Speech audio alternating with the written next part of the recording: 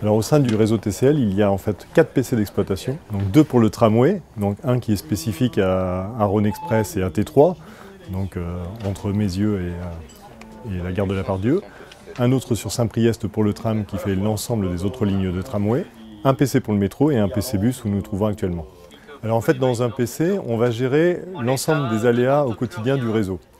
Donc au PC bus, on va gérer les pannes de véhicules, on va gérer les retards de véhicules quand le centre-ville est complètement bouché. C'est le PC qui va donner les instructions aux conducteurs pour savoir s'ils doivent se détourner, s'ils doivent se limiter. On va gérer aussi en coordination avec les autres PC tous les événements du réseau.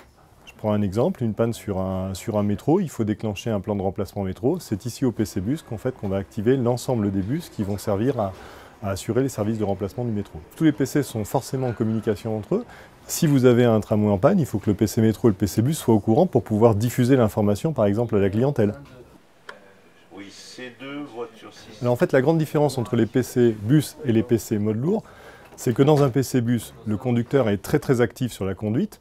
Dans un métro, on le voit bien sur la ligne D, il n'y a pas de conducteur. Donc ça veut dire que l'ensemble de l'exploitation se gère du PC. Et le conducteur, lui, il a un rôle cantonné sur des missions de sécurité, d'ouverture et de fermeture des portes. Alors le tramway, c'est un mode intermédiaire. Ce qu'il a de comparable au bus, c'est que c'est une conduite à vue. Donc le conducteur, il réagit en fonction des éléments qu'il voit au fur et à mesure qu'il avance, comme un bus. Par contre, il a des infrastructures, il est sur des rails. Donc là, le PC tram, il va être acteur de l'exploitation en disant par exemple, j'ai un retard ou j'ai un blocage sur une station tramway, tu es trop en avance et il faut que tu ralentisses, il faut que tu surstationnes sur cette station-là. Donc il va donner un certain nombre d'ordres en fonction de ce que le conducteur ne connaît pas de l'ensemble du réseau. Alors donc nous sommes ici dans le PC métro, donc on va retrouver dans ce PC un ensemble de personnes qu'on appelle des régulateurs qui vont assurer l'exploitation de la ligne. Tout au fond du PC, on va avoir le chef de car qui est le patron du PC, qui notamment a les commandes énergie, donc c'est lui qui va distribuer l'énergie sur le réseau, donc l'électricité.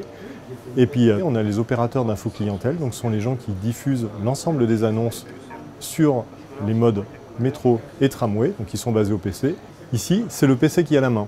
Donc c'est le PC qui va donner des signaux d'ouverture sur la ligne pour dire le train peut circuler ou il ne peut pas circuler, donc un feu vert ou un feu rouge. Et sur la ligne D, c'est lui qui prend la main complètement puisqu'il n'y a pas de conducteur.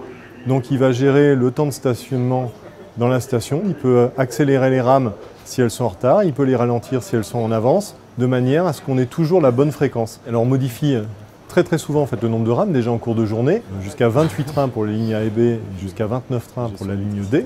C'est un métier très technique et ce n'est pas des métiers sur lesquels on recrute à l'extérieur. Ce sont des gens qui ont été conducteurs de métro, agents de maîtrise sur le métro ou sur le tramway ou sur le bus, agents de ligne par exemple pour la plupart des régulateurs. Et ils acquièrent de l'expérience jusqu'à devenir régulateurs donc au sein d'un PC.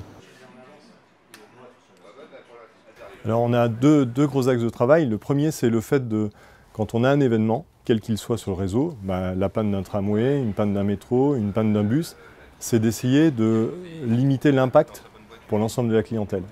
Donc c'est d'essayer de réagir toujours plus vite pour faire en sorte qu'on sache amener du nouveau matériel ou on sache trouver des solutions pour que les clients ne soient pas impactés. Et le deuxième volet, c'est de beaucoup mieux communiquer et beaucoup mieux informer la clientèle en cas de ce qu'on appelle situation perturbée, quand il y a des retards, quand il y a des événements. Et on travaille vraiment sur ces deux aspects-là très fortement en ce moment.